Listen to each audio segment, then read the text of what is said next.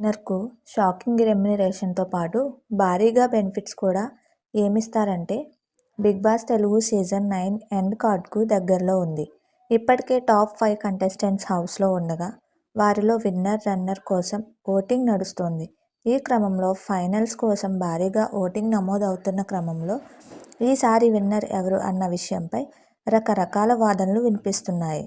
హౌస్లో ఉన్న టాప్ 5లో కళ్యాణ్ పడాల, తనూజ, ఇమ్మాన్యుయల్, సంజన, పవన్ ఈ ఐదుగురు టాప్ 5గా నిలిచారు. బిగ్ బాస్ తెలుగు సీజన్ 9 ఉత్కంఠకరమైన పోరులో ఐదుగురు మిగలగా వారికి ఓటింగ్ కూడా భారీగా పోలవుతుంది. అందులో ముఖ్యంగా కళ్యాణ్ పడాల, తనుజాల మధ్య పోటీ ఉత్కంఠభరితంగా కొనసాగుతోంది. ఓటింగ్ స్టార్ట్ అయిన టైంలో తనుజ ముందు ఉండగా ప్రస్తుతం తనుజను పక్కకు నెట్టి కళ్యాణ్ పడాల భారీగా ఓట్లను సాధిస్తున్నాడు. వీరిద్దరిలో విన్నర్ రన్నర్ పోటీ ఉండటం ఖాయం అంటున్నారు. ఈ క్రమంలో టైటిల్ కొట్టేంతగా తనుజ చేసిందేమీ లేదని విమర్శలు వెల్లువెత్తుతున్నాయి. అంతేకాదు కళ్యాణ్ పడాల విన్నర్ అవ్వడం ఖాయం అని కామెంట్లు వస్తున్నాయి. కళ్యాణ్కే టైటిల్ గెలిచే అవకాశం ఎక్కువగా కనిపిస్తుంది. నెట్టింటా కూడా నెటిజన్లు కళ్యాణ్కే ఎక్కువగా మద్దతు ప్రకటిస్తున్నారు. ఇక బిగ్ బాస్ విన్నర్స్కు ప్రైజ్ మనీ విషయానికి వస్తే ప్రతి సీజన్లో టైటిల్ విన్నర్కు 50 లక్షల ప్రైజ్ మనీతో పాటు ఇతర బెనిఫిట్స్ కొన్ని ఇస్తుంటారు. బిగ్ బాస్లో ఇన్నాళ్లు ఉన్నందుకు వారి స్థాయిని బట్టి రెమ్యునరేషన్ అందుతోంది. దానికి తోడు ప్రైజ్ మనీ కూడా యాడ్ అవుతుంది. ఇక విన్నర్ను అనౌన్స్ చేయడానికి ముందు ఇద్దరిలో ఒకరికి భారీగా ప్రైజ్ మనీ కూడా ఆఫర్ చేస్తుంటారు. అది 40 లక్షల వరకు ఉంటుంది. ఇక టైటిల్ విన్నర్కు అప్పుడు స్పాన్సర్ అనౌన్స్ చేసిన దాని ప్రకారం కారు కానీ ఓపెన్ ప్లాట్ కానీ అందే అవకాశం ఉంది. దీంతో పాటు స్టార్ మా కొన్ని ఈవెంట్స్కు బుక్ చేసుకుంటూ బాండ్ కూడా రాయించుకుంటుందని సమాచారం.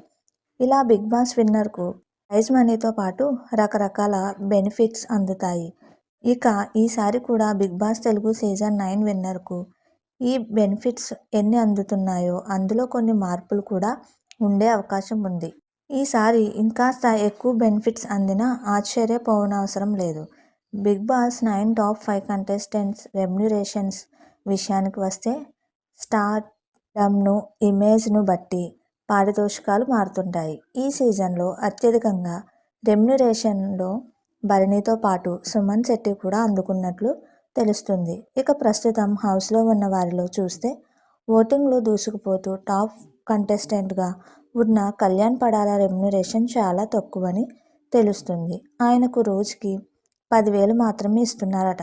కామనర్ కోటాలో వచ్చిన డిమన్ పవన్ కూడా రెమ్యునరేషన్ చాలా తక్కువని తెలుస్తుంది. పవన్కు వారానికి రూపాయలు 70,000 వరకు ఉంటుందని సమాచారం. వీరిద్దరిలో 15 వారాలు ఉన్నారు. వీరికి రూపాయలు 10 లక్షల వరకు పారితోషికం అందే అవకాశం ఉంది.